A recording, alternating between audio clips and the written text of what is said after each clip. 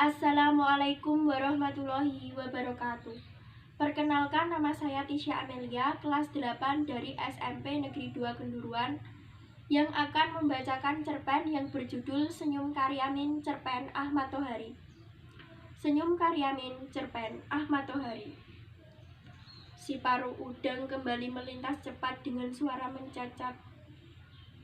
Karyamin tak lagi membencinya karena sadar burung yang demikian sibuk pasti sedang mencari makan buat anak-anaknya dalam sarang entah di mana. Karyamin membayangkan anak-anak si paruh udang sedang meringkuk lemah dalam sarang yang dibangun dalam tanah di sebuah tebing yang terlindung. Angin kembali bertiup. Daun-daun beterbangan dan beberapa di antaranya jatuh ke permukaan sungai. Daun-daun itu selalu saja bergerak menentang arus karena dorongan angin. Jadi, kamu sungguh tak mau makan, Min?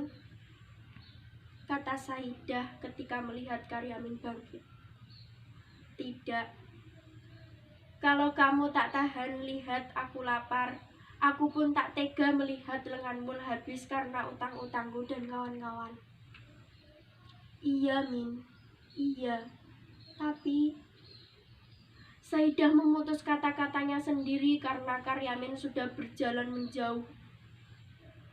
Tetapi Saidah masih sempat melihat Karyamin menoleh kepalanya sambil tersenyum, sambil menelan ludah berulang-ulang. Ada yang mengganjal di tenggorokan yang tak berhasil didorongnya ke dalam. Diperhatikannya Karyamin yang berjalan melalui lorong liar sepanjang tepi sungai. Kawan-kawan Karyamin menyeru-nyeru dengan segala macam seluruh cebul.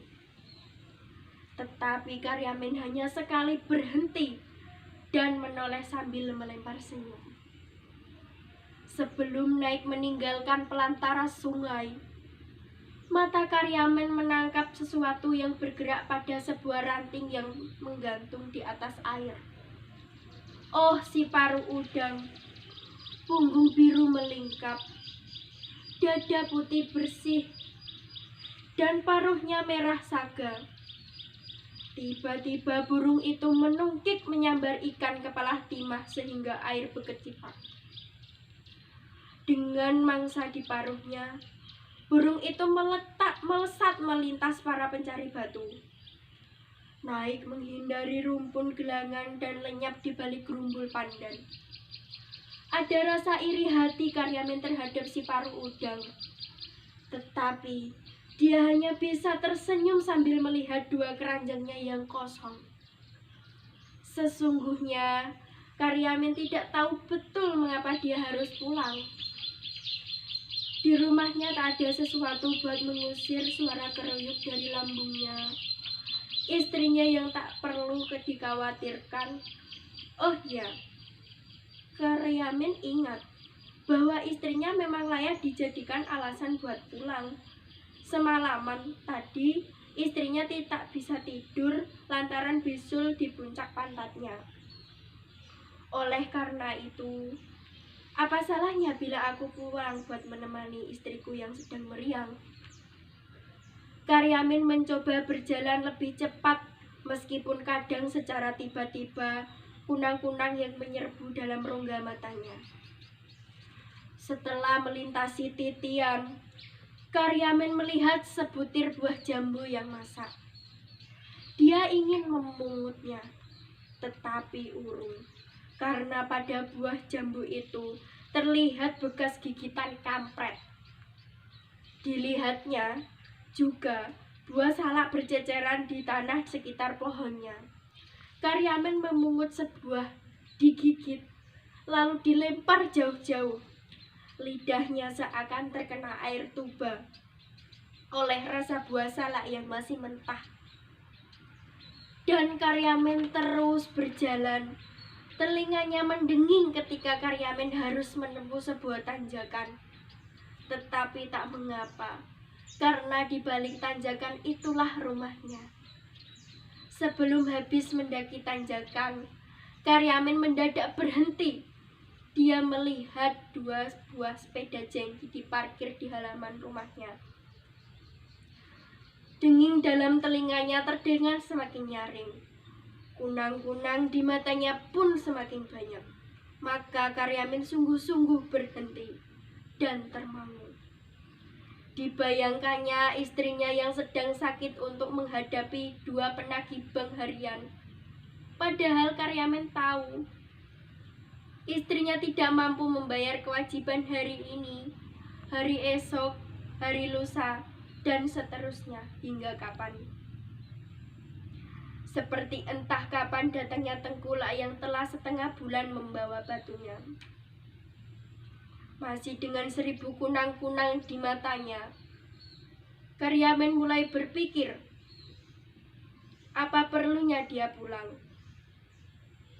Dia merasa pasti tak bisa menolong keadaan, atau setidaknya menolong istrinya yang sedang menghadapi 2 penagih bank harian. Maka pelan-pelan Karyamin membalik badan, siap kembali turun.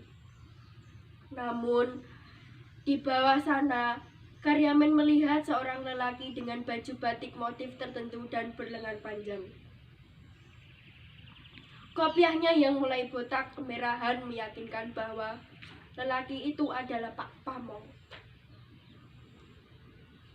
Nah, akhirnya kamu ketemu juga, Min. Ku cari kau di mana-mana, tak ada. Di pangkalan batu, tak ada. Kamu mau menghindar ya? Menghindar? Ya, kamu memang beling, Min. Di gerumbul ini, hanya kamu yang belum berpartisipasi. Hanya kamu yang belum setar uang dana Afrika, dana untuk menolong orang-orang yang kelaparan di sana. Nah, sekarang hari terakhir, aku tak mau lebih lama dan persulit. Karyamin mendengar suara napas sendiri samar-samar. Karyamin juga mendengar detak jantung sendiri. Tetapi Karyamin tidak melihat bibir sendiri yang mulai menyungging senyum. Senyum yang sangat baik untuk mewakili kesadaran yang mendalam akan diri sendiri serta situasi yang harus dihadapinya. Sayangnya Pak Pamong malah menjadi marah oleh senyum Karyamin. Kamu menghina aku ya, Min? Tidak, Pak, sungguh tidak. Kalau tidak, mengapa kamu tersenyum-senyum? Ayo cepat, mana uang iuranmu? Kali ini Karyamin tidak hanya tersenyum, melainkan tertawa keras-keras, demikian keras sehingga mengundang 1000 lebah masuk ke telinganya.